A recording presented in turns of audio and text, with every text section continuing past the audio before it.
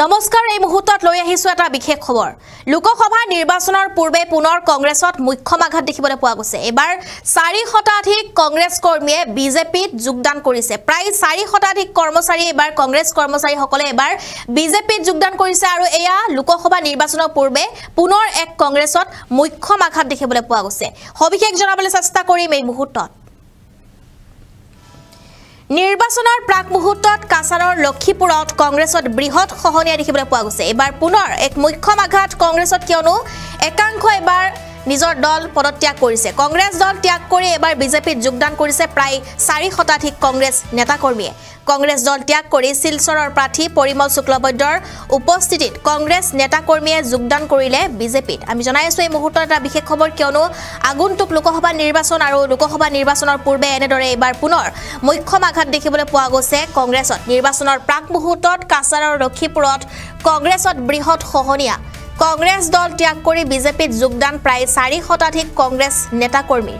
নিৰ্বাচনৰ দিন ঘোষণা হোৱাৰ লগে লগে ৰাজ্যৰ নিৰ্বাচনী বতাহ যেন এতিয়া গৰম হৈ পৰিছে ইতিমধ্যে প্ৰতিটো দলৰ প্ৰাৰ্থীসকলো যেটো সকলে তেওঁলোকৰ নিজ সমষ্টিত প্ৰচাৰ তীব্ৰ কৰি তুলিছে কিন্তু ইয়াৰ মাজতে দেখা গৈছে যে নিৰ্বাচনৰ প্ৰাক মুহূৰ্তত কংগ্ৰেছ দল ত্যাগ কৰি শিলচৰৰ প্ৰাৰ্থী পৰিমল শুক্লবৈদ্যৰ হাত ধৰি এতিয়া প্ৰায় 4 শতাধিক কংগ্ৰেছ নেতাকৰ্মীয়ে যোগদান কৰিছে বিজেপিত কাছাৰৰ লক্ষীপুৰত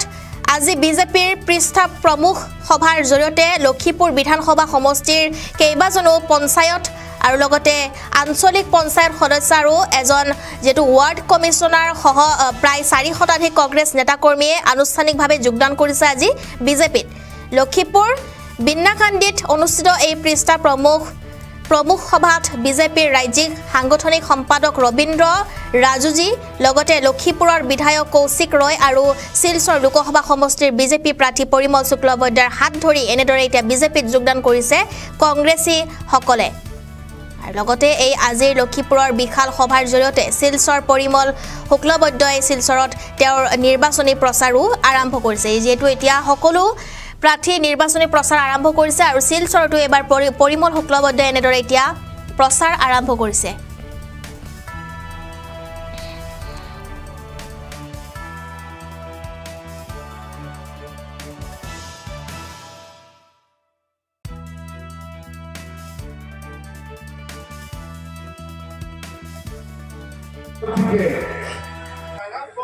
এই ভারতবর্ষের মানুষকে আমরা কিভাবে বিশ্বের কাছে আমরা জগৎগুরুর আসনে বসাতে পারি আর আমরা স্বাধীনতার পরে অমৃতকাল চলছে আমরা একটা জিনিস ভারতবর্ষের মানুষ লক্ষ্য করছে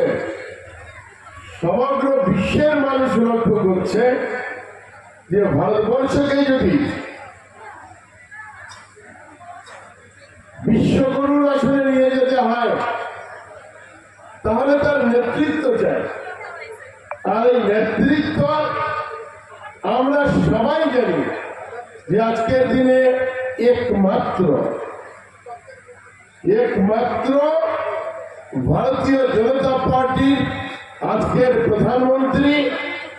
নরেন্দ্র ভাই মোদীর কাছে আছে আর এই কথা আমাদের কথা নয় এই কথা সমগ্র বিশ্বের কথা আমরা লক্ষ্য করেছি সমগ্র বিশ্বের যে রাষ্ট্রগুলো আছে বলেছেন আমাদের প্রিয় বিধায়ক যে আজকের দিনে সমগ্র বিশ্বের রাষ্ট্রগুলো ভারতবর্ষের প্রধানমন্ত্রীকে রাষ্ট্রনায়ক হিসেবে শুধু ভারতবর্ষের নয় বিপদে আপদে আনন্দে উচ্ছ্বাসে আজকের দিনে ভারতবর্ষের যিনি রাষ্ট্রনায়ক ওনাকে তাদের পাশে প্রত্যাশা করে চায় আর এই ক্ষেত্রে আমরা যারা ভারতীয়রা আছি আমাদের এক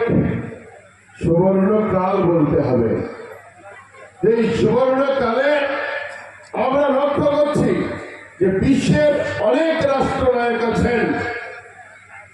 যারা কখনো এই কথা ভাবতে পারেননি যে ভারতবর্ষ এভাবে নেতৃত্ব দেবে সমগ্র বিশ্বে। আজকে আজকের দিনে অনেক রাষ্ট্রনায়ককে আমরা দেখেছি ভারতবর্ষের রাষ্ট্রপ্রধানের উদ্দেশ্যে পা ছুঁয়ে প্রণাম করতে আমরা দেখেছি, যা কখনো আমরা ভাবি